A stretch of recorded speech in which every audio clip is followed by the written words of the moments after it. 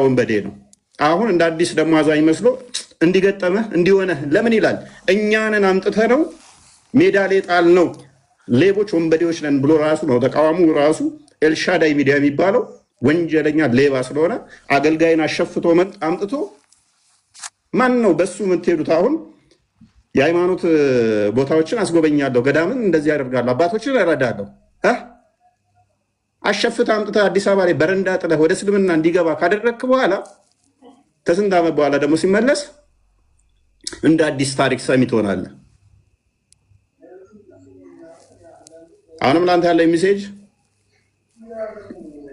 ጥሩ ወጣት ነህ፣ እስልምናውንም ስለተረዳው የክርስትናውም ላይ ጥሩ ፖዚሽን ስለነበረ አባቶችም ይህን የሚያዩ ይኖራሉ፣ ታሪክን የሰሙ ይኖራሉ።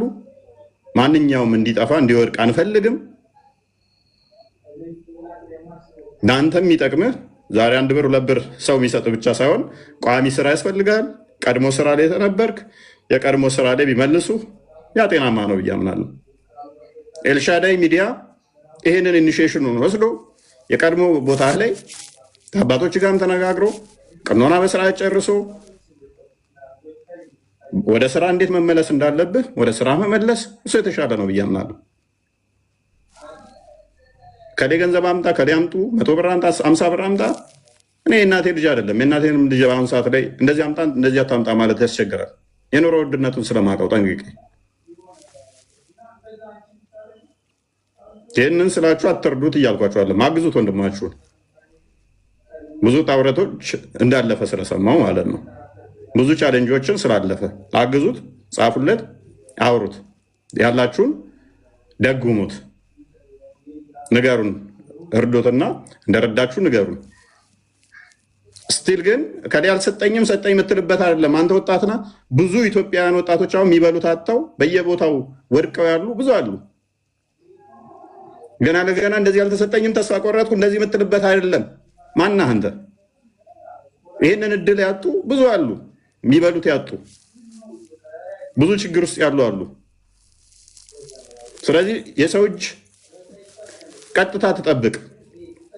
ከረዱህ ረዱህ፣ ካልረዱህ ግን ማንም ግዴታ የለበትም። እፎይን ከረዱ ረዱ፣ እፎይን ካልረዱ አልረዱ። መፍታቸው ነው መፍታቸው ነው። የእናትህ ልጅ እንኳን ቢሆን ማለት ነው። አቅም አለ፣ ወጣት ነህ፣ ገና ነህ፣ መስራት ትችላለህ። ስለዚህ ይህንን ምልህ ምንድን ነው? ሌሎች ነገር ለሃይማኖት ብለሽ ለሆድህ ብለህ ለገንዘብ ብለህ ሃይማኖት ብቀይር ከሆነ ቶሌሬት አናደርግም። ሰው አንገቱን ለሴፍ ይሰጣል፣ እንኳን ለዳቦ ማለት ነው። አይ እንደዚህ መጥቼ ደግሞ ተመልሼ ተስፋ የለው ምናምን የምትል ከሆነ ስቲል አሁንም እንትን አላለህም ማለት ነው። እዛ ውስጥ ነው ያለኸው። ሱባኤ ላይ ሆነ ስለ ገንዘብ ታስብ ነበረ። ምናልባት ያሳለፍከው ትራማ ገጥሞ ሊሆን ይችላል። በመከራው ስላሳለፍኩ ብለህ ሊሆን ይችላል። ስለዚህ አሁንም የመጀመሪያ ተጠያቂው ኤልሻዳይ የሚባለው ነው።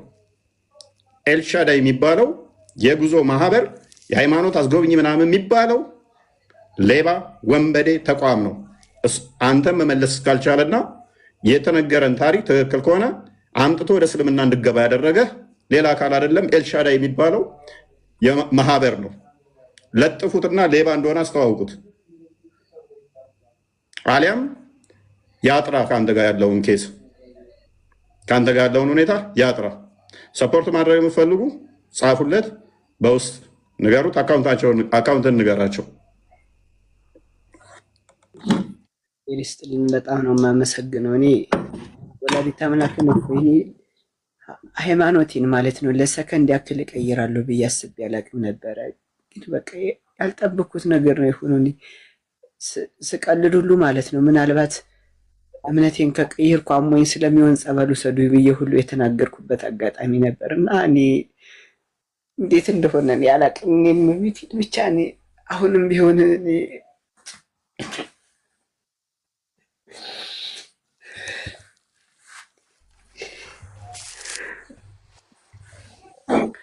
አሁንም እፎይ ማርያምን ወደ ቤተክርስቲያን መመለስ ፈልጋለሁ። ግን አሁንም ለስራ ቢያንስ ገዳም ሄድኩኝ፣ ቀኖና ተቀበልኩ፣ ንስሐ ገባሁ፣ ተመለስኩኝ። አሁንም ተመልሼ ስራም የለም።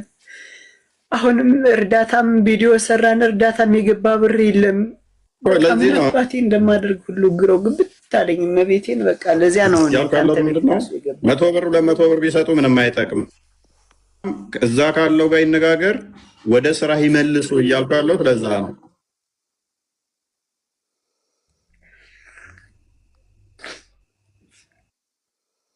አመሰግናለሁ። እፎይ ለማንኛውም እኔ በጣም እሰማለሁ ይሰማል።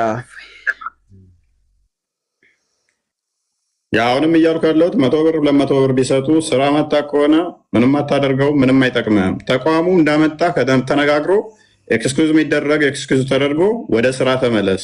እሱ የተሻለ ነው ብዬ ማምነው ለዛ ነው። እሺ ወንድሜ አመሰግናለሁ። አካውንትን ንገራቸው። እሺ የኔ አካውንት ነው 1060 89 24 508 እንደገና ንገረኝ። 1060 89 ሶሪ 89 508 ይትባረክ ፍስሐ 1060 89 24 508 አዎ ይትባረክ ፍስሐ። ኦኬ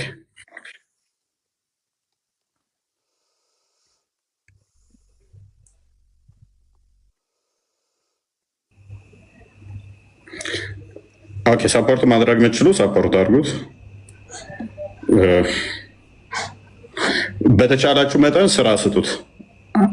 እንደዚህ አይነት ነገር ሪከመንድ አናደርግም። ምክንያቱም ነገ እንደዚህ አይነት ነገር በር ተተከፈተ ሙስሊሞች ጋር የምናውቃትን ገንዘብ አዋጡ እኛ ጋር እንዲመጣ አንፈልግም። እንኳን ክርስትና የወጣ ሰው እጅግ መዓት ላሳያችሁ እችላለሁ።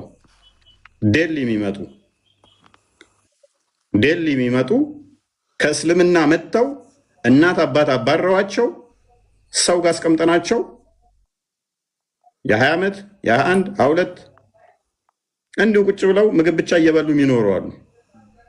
ምንም ማድረግ ስለማንችል ማለት ነው።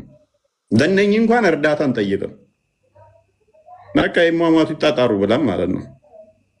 ቤተሰብ ዘመድ እንዳለ ሊገድላቸው እየፈለጋቸው ማለት ነው። ያ ባለበት ላይ ያ በሚሆንበት ላይ ለሰንበዲ ምናምን ሃይማኖት እንዲመጣ ምናምን ገንዘብ አናስለምድም፣ አናደርገው።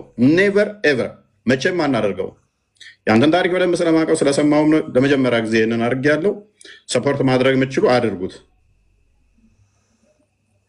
በተለይም አሁንም ደግሜ የምናገረው ተቋሙ ነው ያመጣ ተቋም ሊመልስ ግዴታ አለበት። ኃላፊነት መውሰድ ያለበት እሱ ነው። ከባህር ዳር ነው አይደለ? ከባህር ዳር ጀንጅኖ አንጥቶ አዲስ አበባ ላይ ሜዳ ላይ የጣለ ተቋሙ ኤልሻዳይ የሚባለው ተቋም ሊጠየቅ ይገባል። እንደዚህ አይነት ሌባ ወንበዴ ተቋም ቤተክርስቲያን ውስጥ ምን ይሰራል? ካህንን እና እንደዚህ ያሰራሃለው ከሚያገለግልበት ብለህ እዘህ መተህ ጀንጅነህ አዲስ አበባ ላይ ምጥል ከሆነ ተጠያቂ መሆን አለበት። እንደዚህ አይነት ተቋሞች አይደለም ካህን አይደለም አገልጋይ የሆነን ተራ ግለሰብን ከገጠር አንጥተህ ስራ እሰጥሃለሁ ብለህ ዝም ብለህ ሜዳ ላይ የምጥልበት ጊዜ አይደለም፣ ያስጠይቃል ማለት ነው።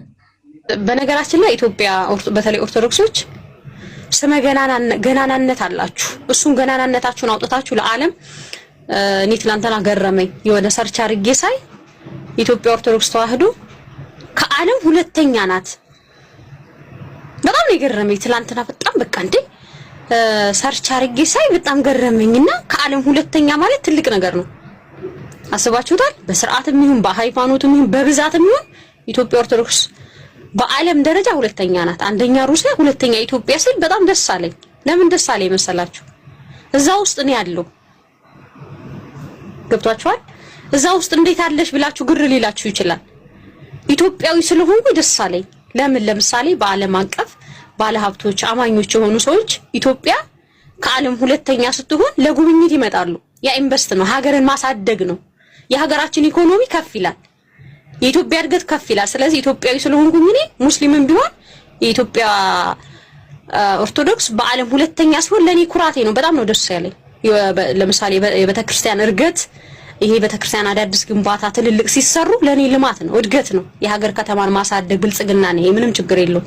ገብቷችኋል? አባቶቻችሁ ታላላቅ ጥበብ አላቸው። የሰዋሰውን ቋንቋን ያውን እኛ የምንጠቀምበት ፊደል ኦርቶዶክስ አባቶች ናቸው እንትን ያሉት። ይሄ ትልቅ ጥበብ ነው። ገብቷችኋል?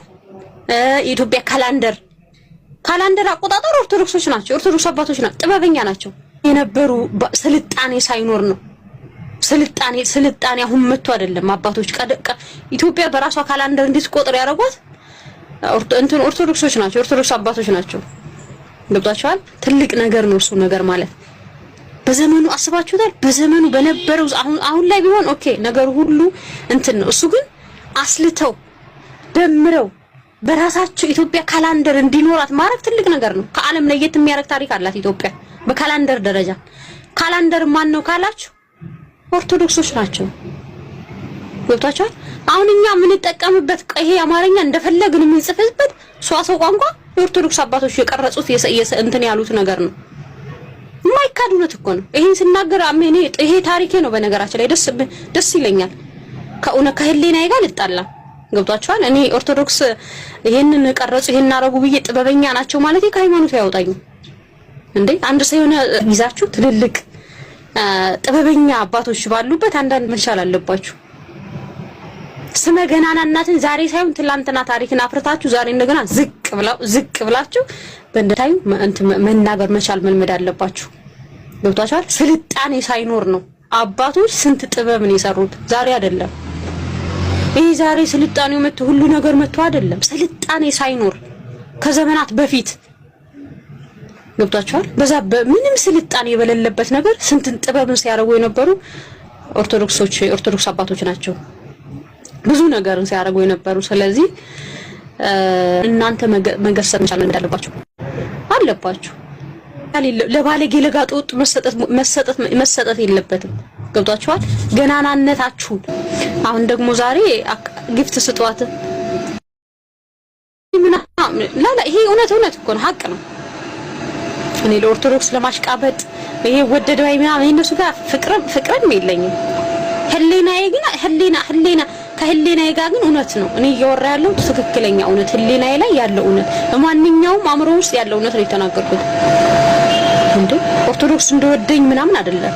ነው ለነሱ ለማሽቃበጥ ምናምን ለመመሳሰል ምናምን እንደወደድ ላላላላ አይደለም። ይሄ እውነት ነው። ገብቷችኋል? ያለ እውነት ነው፣ የማይካድ እውነት ነው። ዋሽቻለሁ እውነት እኮ ነው። ማንም ሰው እኮ የሚለው እኮ ነው። ማንኛውም ሙስሊም የሚለው ነው።